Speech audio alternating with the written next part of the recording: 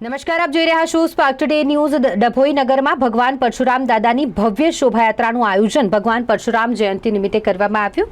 ધારાસભ્ય શૈલેષ મહેતાની અધ્યક્ષતામાં આ શોભાયાત્રા નીકળી। દર્ભાવતી નગરી એ સંસ્કારી નગરી તરીકે ઓળખાય છે અને સાથે જ એક ભવ્ય સાંસ્કૃતિક વારસો પણ ધરાવે છે। સંસ્કૃતિને આગળ વધારતા ડભોઈ નગરમાં તહેવારો ઉમંગ અને ઉલ્લાસથી ઉજવવામાં આવે છે। વિષ્ણુજીના છઠ્ઠા અવતાર એવા ભગવાન પરશુરામજી જન્મોત્સવને લઈને હિન્દુ નગરજનોમાં અનેરો ઉત્સાહ જોવા મળ્યો છે। દર વર્ષની જેમ આ વર્ષે પણ ભગવાન પરશુરામજી જન્મોત્સવ નિમિત્તે દર્ભાવતીના ધારાસભ્ય શૈલેષ મહેતાના માર્ગદર્શન હેઠળ ડભોઈ શહેર તેમજ તાલુકાના હિન્દુ યુવાનો દ્વારા ભવ્ય શોભાયાત્રાનું આયોજન કરવામાં આવ્યું। આ શોભાયાત્રા વર્ષોની પરંપરા મુજબ આયુષ સોસાયટી નર્મદેશ્વર મહાદેવ મંદિરેથી નીકળી ઠેર ઠેર હિન્દુ યુવાનો તેમજ મુસ્લિમ બિરાદરો દ્વારા ભગવાન પરશુરામ દાદાને પુષ્પગુચ્છ તેમજ હાર પહેરાવી શોભાયાત્રાનું સ્વાગત કરવામાં આવ્યું।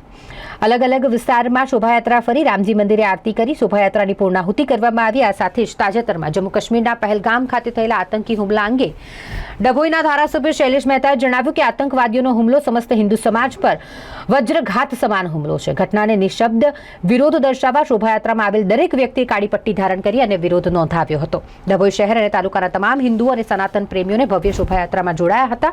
પરશુરામ જયંતિની સૌએ ભેગા મળીને ઉજવણી કરી। આ પ્રસંગે સ્વામિનારાયણ મંદિરના મહંત પુરાણી સ્વામી, પાલિકા પ્રમુખ સહિત મોટી સંખ્યામાં હિન્દુ ભાઈ બહેનો ભગવાન પરશુરામ દાદાની આ શોભાયાત્રામાં જોડાયા હતા।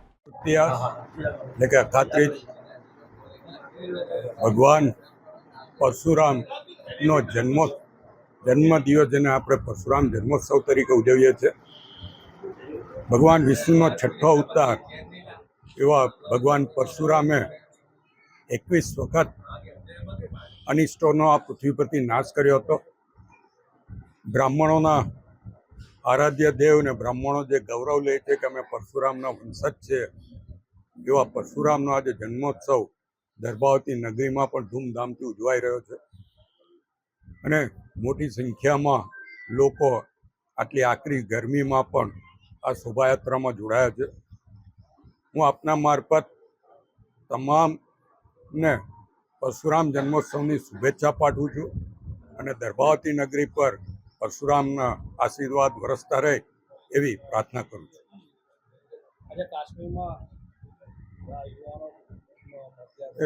22 એપ્રિલે કાશ્મીરમાં જે બનાવ બન્યો હતો, જે રીતે આતંકવાદીઓએ ધર્મ પૂછીને ગોળીઓ મારી હતી, આનું દુઃખ તમામ સનાતની ધર્મીઓમાં છે અને એટલા માટે જ આજે અહીંયા કાળી પટ્ટી ધારણ કરીને એક આક્રોશ પણ બતાવવામાં આવ્યો છે અને 2 દિવસ પહેલાં દર્ભાવતી નગરીમાં જન આક્રોશ રેલી પણ યોજાઈ હતી। એમાં પણ મોટી સંખ્યામાં હિન્દુઓએ ભાગ લીધો હતો અને આમાં દર્ભાવતી નગરીના મુસ્લિમોએ પણ આક્રોશ વ્યક્ત કર્યો હતો અને જે કૃત્ય પાકિસ્તાન દ્વારા કરવામાં આવ્યું છે એને વખોડવામાં આવ્યું છે।